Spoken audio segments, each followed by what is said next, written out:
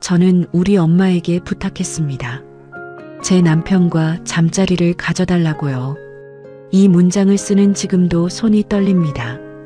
이걸 꺼내는 게 맞는 건지 수백 번을 망설였어요. 근데 저는 이 이야기를 해야 할 것 같았습니다. 누군가는 저를 이해할 수 있을 것 같아서, 아니, 솔직히 말하면 이 무게를 혼자 들고 있는 게 너무 힘들어서. 저는 괴물이 아닙니다. 저는 그냥 아이가 너무 갖고 싶었던 22살 여자였어요. 끝까지 들어주세요. 제 이 이야기를. 이야기 시작 전 구독과 좋아요 한번 눌러주세요. 제 기억 속에 아버지는 없습니다. 사진도 없어요. 이름도 몰라요. 어릴 때 한번 엄마한테 물어봤는데 엄마가 잠깐 굳었다가 없어라고 했습니다. 그 한마디였어요. 저는 그 이후로 다시는 묻지 않았습니다. 엄마 표정이 너무 힘들어 보여서. 엄마는 18살에 저를 낳았어요. 저는 그게 얼마나 어린 나이인지 나중에 제가 18이 되고 나서야 실감했습니다. 18이면 아직 고등학생이에요. 뭔가를 결정하기엔 너무 어리고 뭔가를 감당하기엔 너무 여린 나이. 그 나이에 엄마는 혼자서 저를 낳고 혼자서 키웠습니다. 재혼도 하지 않았어요. 저는 나중에 철이 들고 나서 엄마한테 물어봤어요. 왜 재혼 안 했냐고. 엄마가 웃으면서 말했습니다. 너 두고 다른 남자 집에 들어가면 내가 눈칫밥 먹잖아. 그 말 듣고 저는 밥 먹다가 숟가락을 내려놨어요. 뭔가 목에 걸려서 넘어가질 않았습니다. 엄마는 그런 사람이에요. 말을 많이 하는 사람이 아닌데 가끔 저런 말을 툭 던져요. 그리고 그 말이 제 평생을 따라다닙니다. 초등학교 3학년 때였어요. 친한 친구네 집에 처음으로 놀러 갔습니다. 친구 엄마가 과자도 내주고 음료수도 챙겨줬어요. 넓고 따뜻한 집이었습니다. 저는 그 집이 좋았어요. 뭔가 다른 게 있었는데 그게 뭔지 몰랐어요. 저녁쯤 됐을 때였습니다. 현관문 열리는 소리가 났어요. 나왔어. 남자 목소리였습니다. 친구 아버지였어요. 양복 입고 서류 가방 들고 피곤한 얼굴이었는데 친구를 보는 순간 표정이 바뀌었습니다. 환해졌어요. 우리 딸 잘 놀았어? 하면서 친구를 번쩍 안아 올렸어요. 친구가 아빠 하면서 깔깔거렸습니다. 저는 그 장면을 보면서 멈췄어요. 뭔가 가슴 안쪽이 이상했습니다. 아팠다고 하기엔 뭔가 다른 느낌이었어요. 뭔가 너무 원하는데 가질 수 없다는 걸 처음 알았을 때 드는 감정 있잖아요. 그런 거였어요. 집에 돌아왔습니다.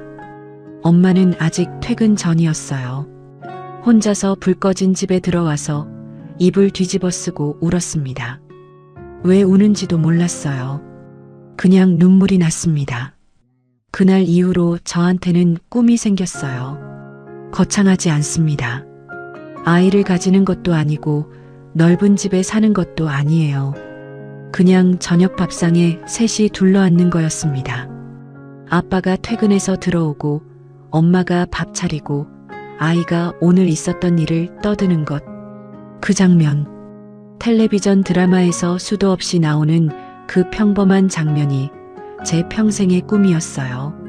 중학교, 고등학교를 다니는 동안 저는 그 꿈을 마음속에서 더 크게 키웠어요. 아버지 없이 자라면서 크게 문제가 생긴 건 아니에요. 엄마가 잘 키워줬으니까.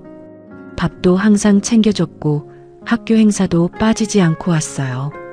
형편이 넉넉하진 않았지만 부족하다고 느낀 적도 없었습니다. 엄마가 그렇게 만들어줬어요. 근데 채워지지 않는 게 있었습니다. 그게 뭔지 저는 알고 있었어요. 고등학교 때 친구들이 아빠 이야기를 할 때 저는 항상 조용해졌습니다. 같이 웃어줬지만 속으로는 다른 생각을 했어요. 언젠가 나는 저 친구들처럼 이야기할 수 있는 가정을 만들겠다고. 그게 제 동력이었습니다. 그 꿈 하나로 저는 열심히 살았어요.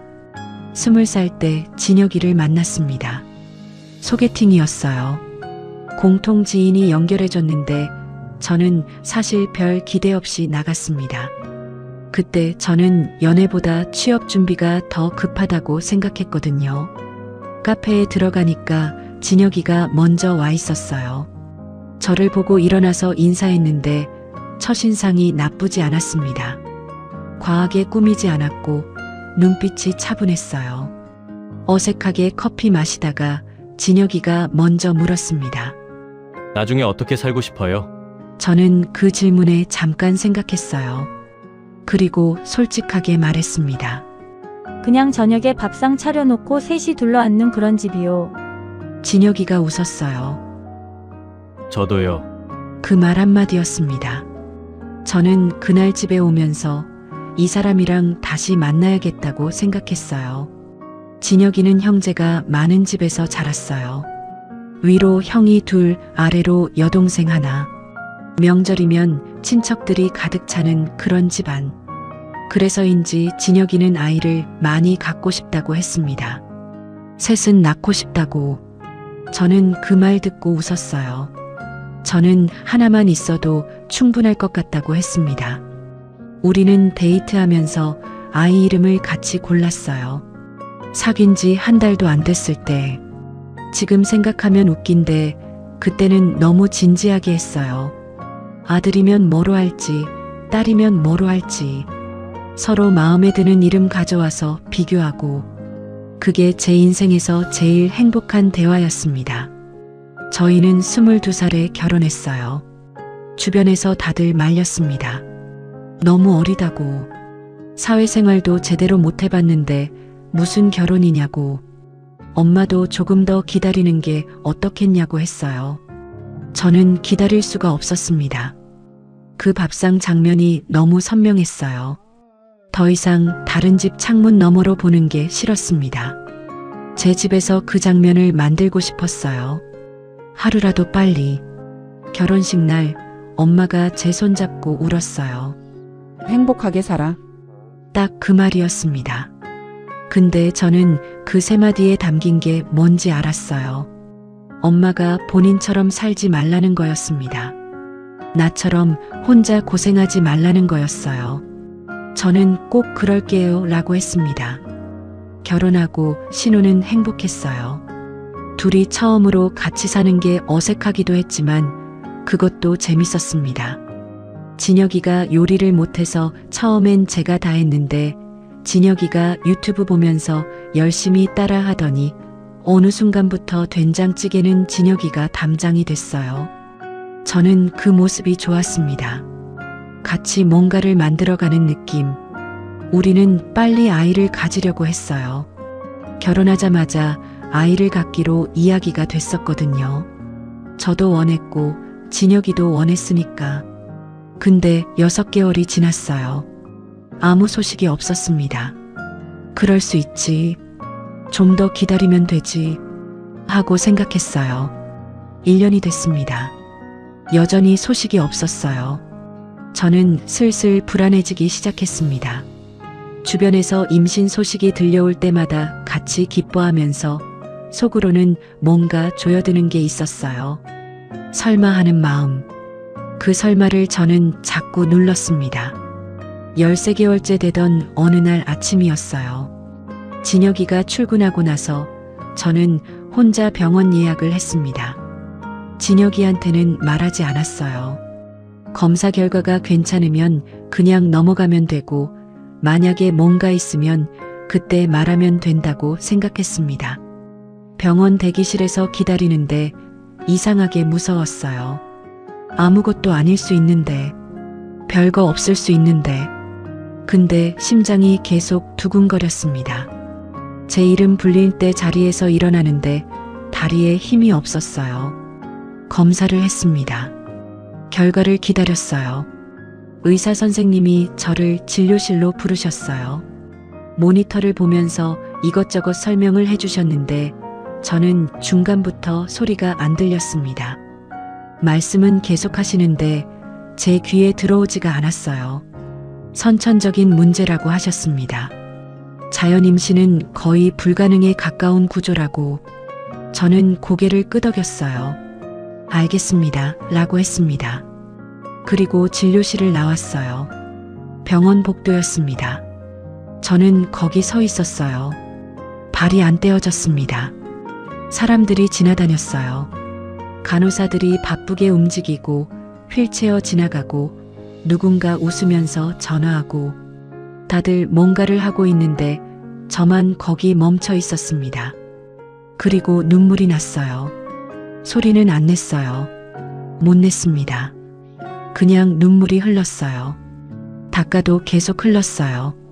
저는 한참을 거기 서서 울다가 결국 화장실에 들어가서 문 잠갔어요. 변기 뚜껑 닫고 앉아서 무릎 꼭 붙들고 그제야 소리를 좀 냈습니다. 아무도 없는 화장실에서 저는 혼자 울었어요. 집에 왔습니다. 진혁이가 저 기다리고 있었어요. 얼굴 보자마자 알았나 봐요. 어디 다녀왔어? 저는 잠깐 망설였다가 솔직하게 말했습니다. 병원 다녀왔다고. 검사 결과가 나왔다고. 진혁이가 아무 말 안 했어요.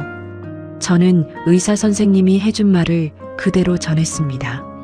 선천적인 문제라고. 자연 임신은 어렵다고. 진혁이가 한참 저를 봤어요. 그러다가 일어나서 나갔습니다. 베란다 쪽으로. 저는 소파에 앉아서 기다렸어요. 5분쯤 있다가 진혁이가 다시 들어왔습니다. 눈이 약간 빨개져 있었어요. 저한테 와서 앉더니 저를 안아줬어요. 방법이 있을 거야. 그 말을 했습니다. 저는 그 말이 고마웠는데 동시에 눈물이 났어요. 방법이 있을 거라는 말이 위로가 됐는데 또 그 말이 너무 슬펐습니다. 방법을 찾아야 한다는 현실이 다시 실감났으니까. 그날 밤 저는 잠을 못 잤어요. 진혁이 옆에서 눈 감고 있었는데 잠이 안 왔습니다. 천장만 봤어요. 아무 생각도 안 하려고 했는데 생각이 계속 왔습니다. 내가 뭘 잘못해서 어린 나이에 결혼한 게 잘못인가? 그냥 더 기다렸어야 했나? 이 생각들이 계속 빙빙 돌았어요. 새벽 3시쯤 됐을 때 저는 일어나서 핸드폰을 들었습니다. 엄마한테 전화를 했어요. 엄마가 자다가 받았어요. 응, 지수야. 저는 엄마 목소리 듣자마자 눈물이 났습니다. 아무 말도 못했어요. 그냥 울었어요. 엄마가 잠깐 있다가 말했습니다. 내가 갈게. 새벽에 엄마가 왔어요. 잠옷 위에 외투만 걸치고 왔습니다. 머리도 제대로 못 빗었는지 부스스했어요. 저는 문 열어주면서 이렇게까지 안 와도 된다고 말하려다가 못했습니다. 말이 안 나왔어요. 엄마가 저를 안았습니다. 저는 엄마 품에 안겨서 울었어요. 22살인데, 결혼도 한 어른인데, 그냥 어린애처럼 엄마 품에 안겨서 울었습니다. 엄마도 울었어요. 저를 꼭 안고 같이. 한참 울다가 셋이 거실에 앉았어요. 진혁이도 잠이 깬 상태였습니다. 아무도 말을 안 했어요. 그냥 앉아 있었습니다. 엄마가 먼저 말했어요. 괜찮아. 방법 있어. 다 방법 있어. 저는 고개를 끄덕였습니다. 그 말이 맞는지 틀린지 모르면서 그냥 끄덕였어요. 엄마가 돌아간 다음 날 저는 엄마한테서 문자를 받았습니다. 밥 잘 먹어. 엄마가 있어. 저는 그 문자를 한참 봤어요. 나중에 엄마한테 들은 이야기입니다. 그날 집에 돌아가서 엄마가 혼자 한참을 울었대요. 저 때문에, 자기 때문에 이렇게 됐다고 생각했다고. 본인이 어린 나이에 낳고 아빠 없이 키웠으니까 혹시 그게 영향을 미친 게 아닐까? 의학적으로 말이 안 되는 생각인 걸 알면서도 엄마는 그걸 자기 탓으로 돌렸대요. 저는 나중에 그 이야기를 듣고 엄마한테 화가 났어요. 왜 그걸 본인 탓으로 해요? 그게 왜 엄마 잘못이에요? 엄마가 웃었어요. 내 딸 생기면 알아. 다 내 탓이야. 결과를 알고 나서 2주가 지났습니다. 일상은 그냥 돌아갔어요. 밥 먹고 출퇴근하고 저녁에 진혁이랑 텔레비전 보고 겉으로는 아무것도 달라지지 않았어요. 근데 저는 달라졌습니다. 자려고 누우면 잠이 안 왔어요. 밥 먹다가 멍 때렸습니다. 진혁이가 말 걸면 대답은 했는데 머릿속이 딴 데 있었어요. 저는 계속 생각했습니다. 방법을, 입양은요. 저는 입양에 대해 찾아봤어요. 찾다가 멈췄습니다. 이게 왜 싫은 건지 설명하기가 어려운데 그냥 제 피가 아니라는 게 자꾸 걸렸어요. 나쁜 마음이 아니에요. 그냥 저는 제 피를 가진 아이를 원했습니다.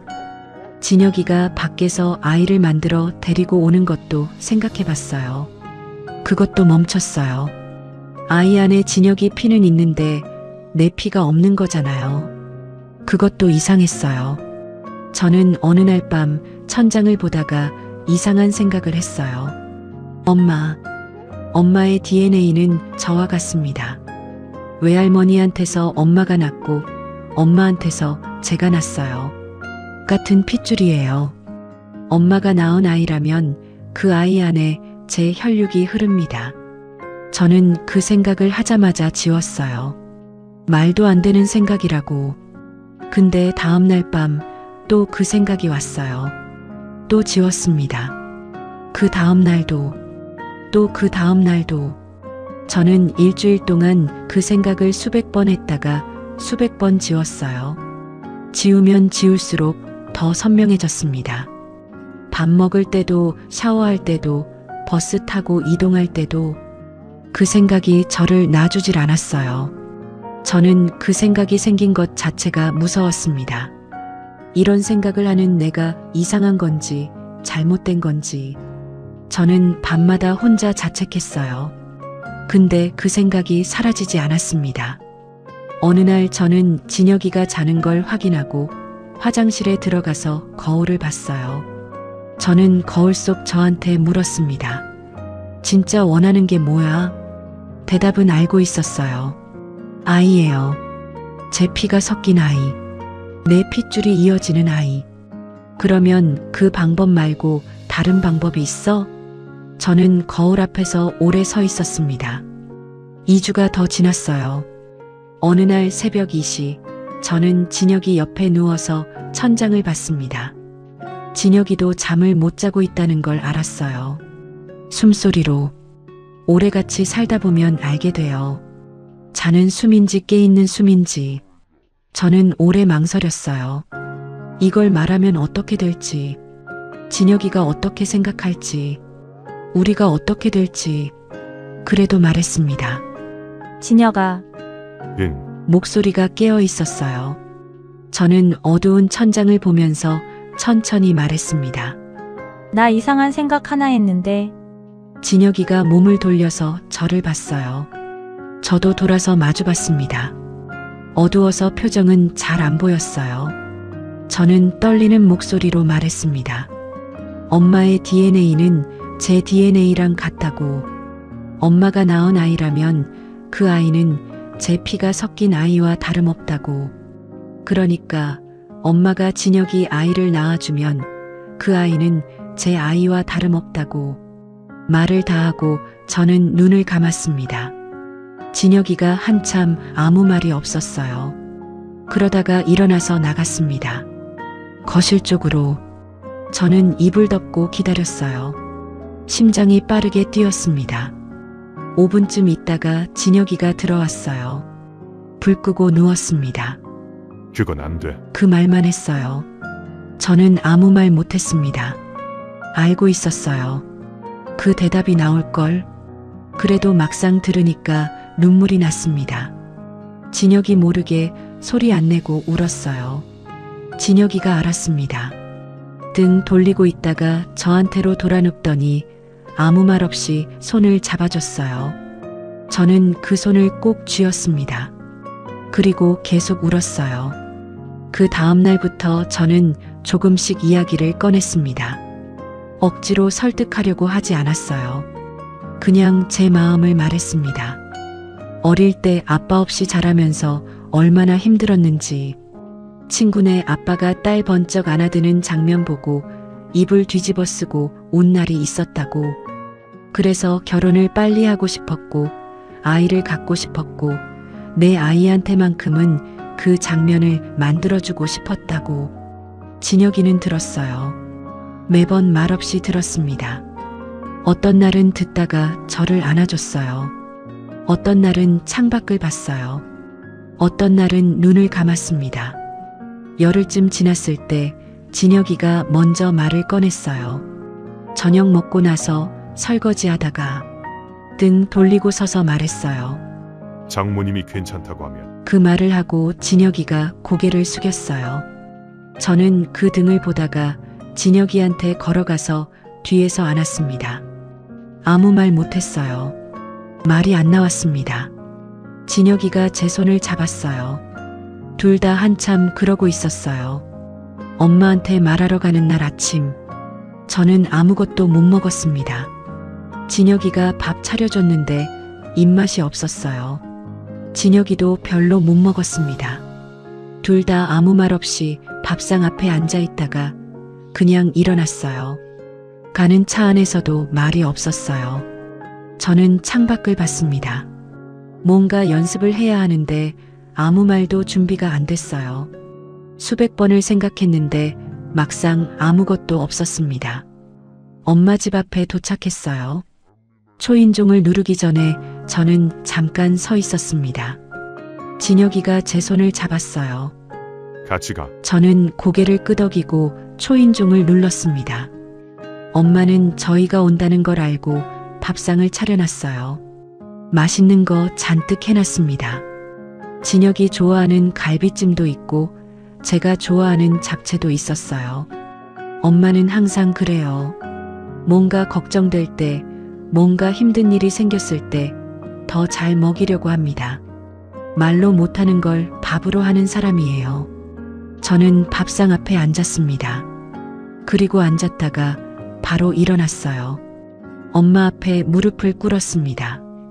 엄마가 이게 무슨 일어나 하면서 놀라서 저를 일으키려고 했어요. 저는 엄마 손을 잡았습니다. 그냥 잡고 있었어요. 그리고 말했습니다. 병원 결과 이야기를 다시 했어요. 선천적인 문제라서 자연 임신이 어렵다고, 시술도 방법이 될 수 있지만 확실하지 않다고, 저는 제 피가 섞인 아이를 원한다고, 그리고 엄마 피는 저랑 같은 피라고. 엄마가 진혁이 아이를 낳아주면 그 아이는 내 아이야. 제발. 저는 울면서 말했어요. 엄마가 굳었습니다. 진혁이도 옆에서 무릎을 꿇었어요. 자기도 처음엔 말도 안 된다고 했다고. 하지만 아내가 이렇게 무너지는 걸 더는 옆에서 볼 수가 없었다고. 장모님만 괜찮다면 이 방법밖에 없을 것 같다고. 장모님이 싫으시면 안 해도 된다고. 하지만 딸이 이렇게 부탁하고 있으니까 한 번만 들어봐 달라고. 엄마는 저희 둘을 봤습니다. 한참 봤어요. 그러다가 일어나 라고 했어요. 목소리가 떨렸습니다. 그리고 방으로 들어갔어요. 문이 닫혔습니다. 저는 진혁이랑 거실에 앉았습니다. 아무 말 안 했어요. 할 수가 없었습니다. 시계 소리가 들렸어요. 밥상 위에 엄마가 차려놓은 갈비찜에서 김이 올라오고 있었습니다. 저는 그걸 멍하니 봤어요. 20분이 지났습니다. 30분이 지났어요. 방문이 열렸습니다. 엄마 눈이 빨갰어요. 많이 운 것 같았습니다. 엄마가 저한테 걸어왔어요. 제 앞에 서더니 제 머리를 쓰다듬었습니다. 알겠어. 저는 그 자리에서 다시 무너졌어요. 소리를 지르면서 울었습니다. 진혁이도 고개를 숙였어요. 엄마가 저를 안았습니다. 저를 꼭 안고 등을 두드려줬어요. 그때 저는 생각했습니다. 이 사람이 내 엄마구나. 이런 사람이 내 엄마구나. 저희는 병원을 알아봤습니다. 처음엔 시험관 시술로 가기로 했어요. 엄마와 진혁이가 직접 만나는 건 마지막 수단으로 남겨두기로 했습니다. 시술이 되면 그게 제일 좋은 거니까. 병원에는 셋이 같이 가지 않았어요. 엄마는 따로, 진혁이는 따로. 담당 선생님한테는 엄마가 독신으로 아이를 갖고 싶다고 했습니다. 요즘 그런 경우가 없지 않았으니까요. 첫 번째 시술을 했습니다. 2주를 기다렸어요. 그 2주가 제 인생에서 제일 긴 2주였습니다. 아침마다 엄마한테 전화했어요.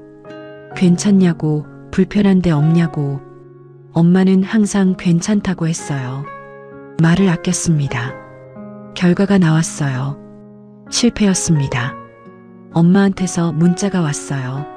안 됐어. 미안해. 저는 그 문자를 받고 핸드폰을 내려놨습니다. 울지도 않았어요. 그냥 멍했습니다.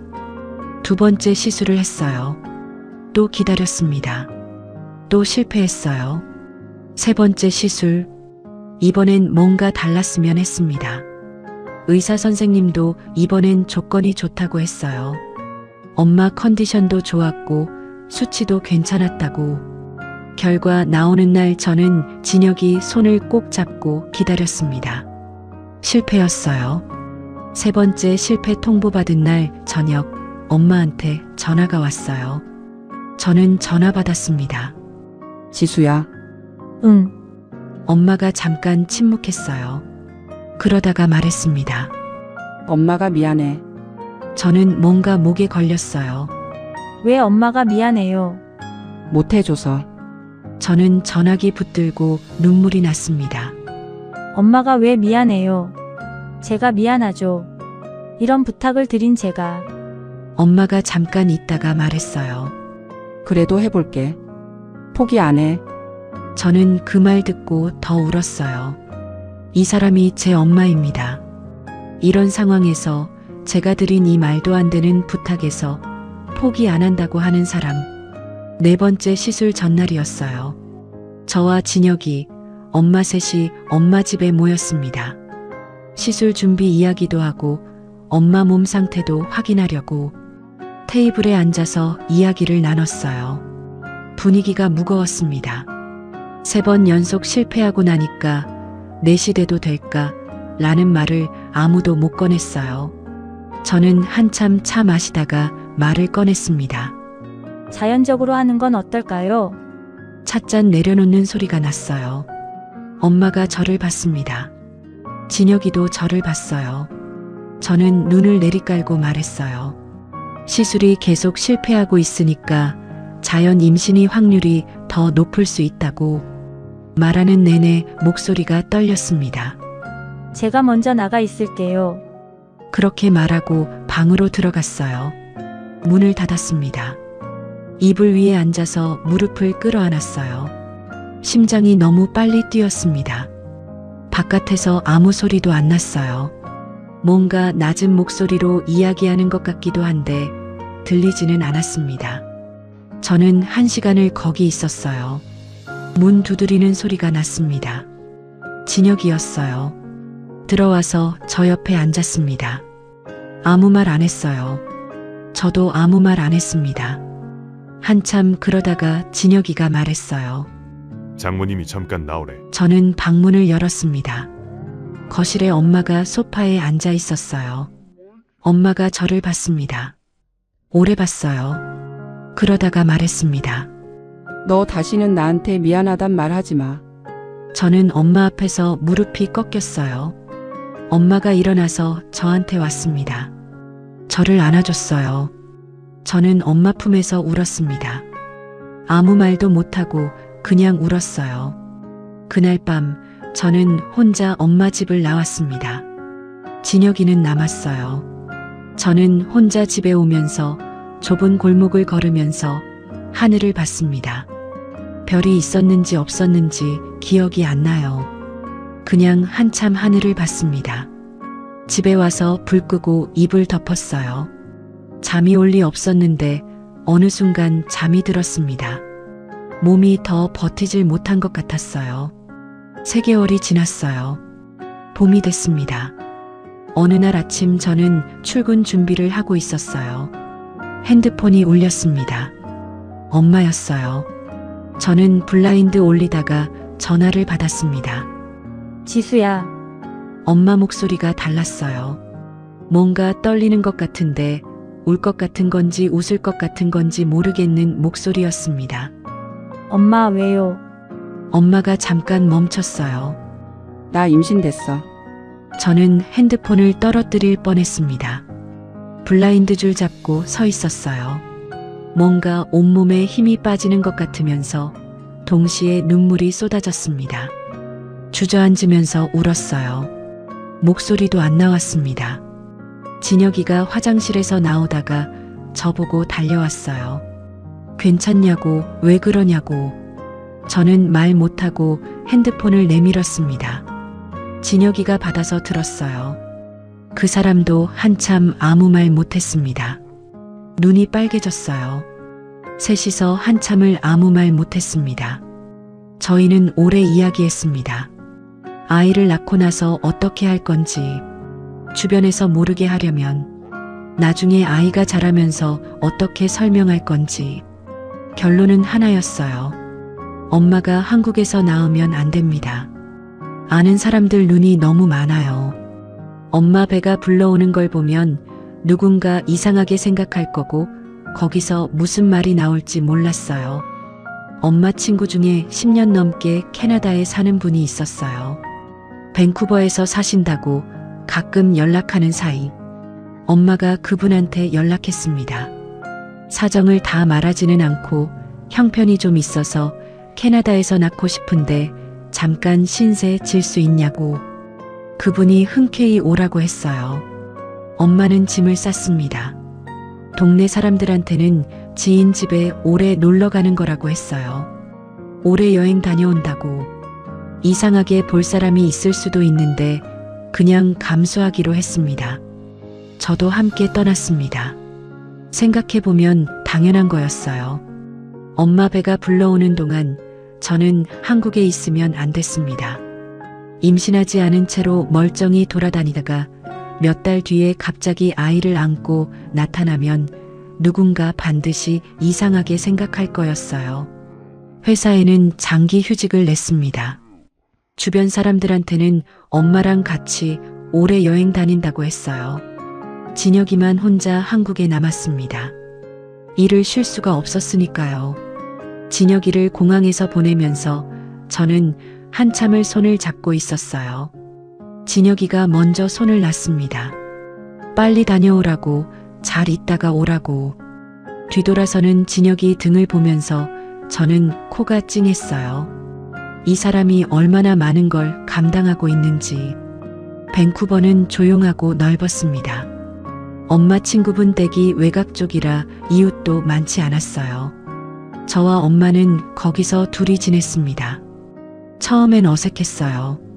저와 엄마가 이렇게 오랫동안 붙어 지낸 게 오래간만이었거든요. 성인이 되고 나서 같이 산 적이 없으니까. 근데 며칠 지나니까 적응이 됐습니다. 아침에 같이 일어나서 밥 먹고 오후엔 동네 산책하고 저녁엔 텔레비전 보거나 이야기하고 엄마 배가 불러오는 걸 매일 옆에서 봤어요. 어느 날 아침 엄마가 저를 불렀습니다. 지수야, 여기 손 대봐. 배에 손을 댔어요. 뭔가 움직였습니다. 태동이었어요. 저는 손을 떼지 못했어요. 한참을 그러고 있었습니다. 엄마도 아무 말 안 하고 저를 봤어요.